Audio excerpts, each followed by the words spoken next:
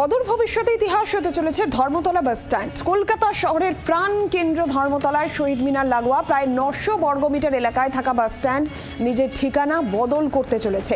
Curzon park এলাকায় একটি নতুন বাস স্ট্যান্ড গড়ে তোলা হবে, যেখানে এখনকার L20 রুট সহ আরও কিছু গুরুত্বপূর্ণ মিনি বাস ও সরকারি বাস স্থানান্তরিত হবে।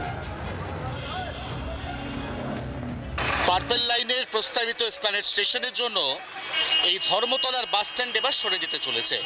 কলকাতা শহরের পুরনো ঐতিহ্যবাহী বাস স্ট্যান্ড, যেখান থেকে প্রচুর পুরনো রুটের বাস ছাড়ে, এই গোটা বাস স্ট্যান্ডটাই সরতে চলেছে কার্জন পার্কে।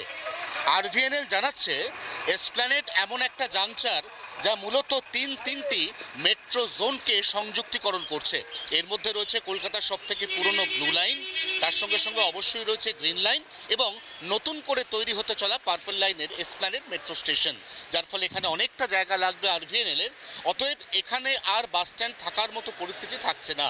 এক্ষেত্রে এতদিন পর্যন্ত জটিলতা অক্ষুণ্ণ ছিল, কারণ এই গোটা জমিটাই ভারতীয় সেনাবাহিনীর।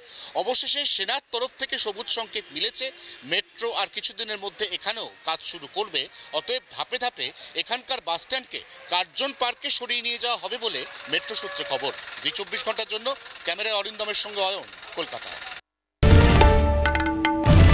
বাংলার আওয়াজ, বাঙালির আবেগ, জি24 ঘন্টা।